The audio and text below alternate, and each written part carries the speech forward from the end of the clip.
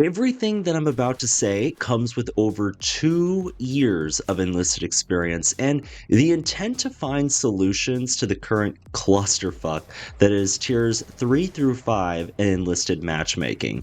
Okay, so first off, if you're not okay with a little bit of swearing, there's gonna be a few swears in here between my words and some other people's. Not too many, but there will be a few here and there. Now, Enlisted gameplay right now is absolutely hilarious to me. I've always tried to find a positive outlook on the future of this game, but the gameplay that has come out of the merge is just so insanely bad that I'm having a hard time taking this video seriously. Because the entire time that I was playing these games, I was just laughing so hard because of how crazy the gameplay was compared to even just like a few weeks ago. I guess I should start this off by saying the whole point of the merge was to create a better Enlisted that was more fair and fun so we could attract new players and then separate veterans from those new players to prevent veterans from absolutely curb stomping new players, which is what has basically been happening for so many months now. Now, games are meant to be fun, and so fun is built on the premise of, at least in FPS games, some sort of inherent fairness. But now the game has lost both of these in so many cases. So I'm gonna focus solely on gameplay. I'm not gonna be looking at the new currency or perks or even the shop. I want to focus entirely on gameplay because none of those things I just mentioned above even matter if you can't play. And from what I've been hearing from other people is that they too have witnessed that it's almost like tiers 1 and 2 are an entirely different game from tiers 3 through 5. If I could sum up my experience in tiers 3 and 4, it's basically loading in with an M1 Garand or Lanchester and being absolutely melted by a Tiger 2P who's simply farming the map for better or worse.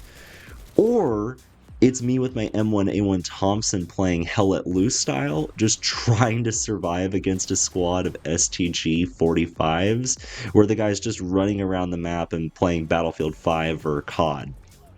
And I've heard two general response categories to this.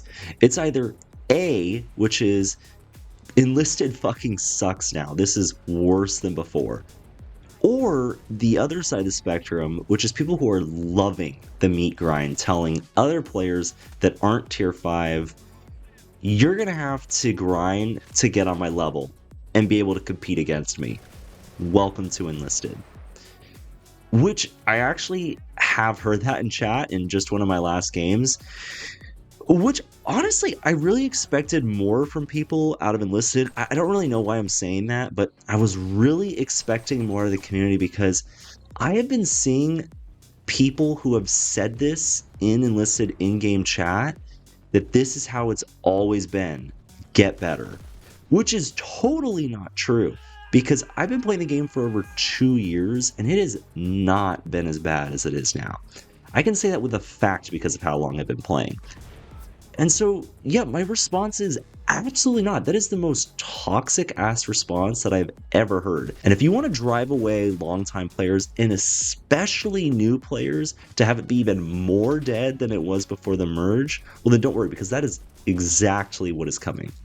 I've seen suggestions that tier 3 should have its own pool, and I actually agree with this because it's falling victim to the War Thunder norm of being queued against one tier above you, which usually just leads to those players farming the other players that are below them. But 2 whole tiers is literally 1942 weapons versus late 1945. And technologically speaking, it's been agreed upon that those are practically totally different wars in and of themselves because of sheer modern advancement. And I want to add on to this that I think a viable solution would be to prevent tier upping and tier downing entirely. Bottom line, it just shouldn't be possible. I mean, if you look at like 1942 versus End War of 1945, they're practically completely different wars. It's kind of the same as if you were to look at the beginning of World War I versus the end of World War I. It's basically the same concept. Now, if I'm to look in terms of Tier 5 gameplay, I'm sure you veterans already know this, but for those that don't have that content and have not played in that pool queue, you really can't expect to stay alive for more than 5 seconds. Quotes I've gathered from players in game chat have been, quote, D-Day, but you never touch the beach.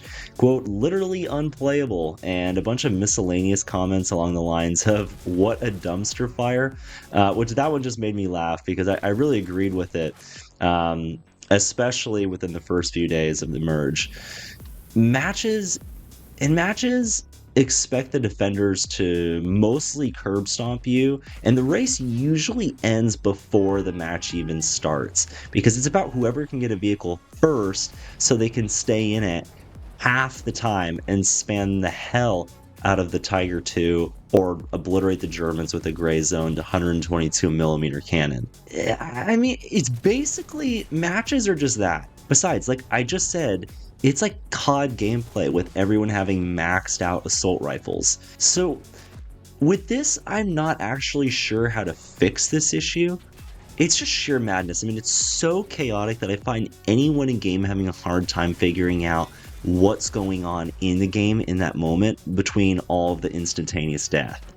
I don't think Normandy and Berlin were really made to go hand in hand because American tanks, I mean, the American experience already struggles with Tiger 1s. So putting Panther Gs and Tiger 2Ps and Hs is just insane. And now you have all premium squads which have come together. So you see like MG15s and STG 45Ms, Thompson 100 rounds, Suomi's MP 717s littered everywhere. And I do mean everywhere.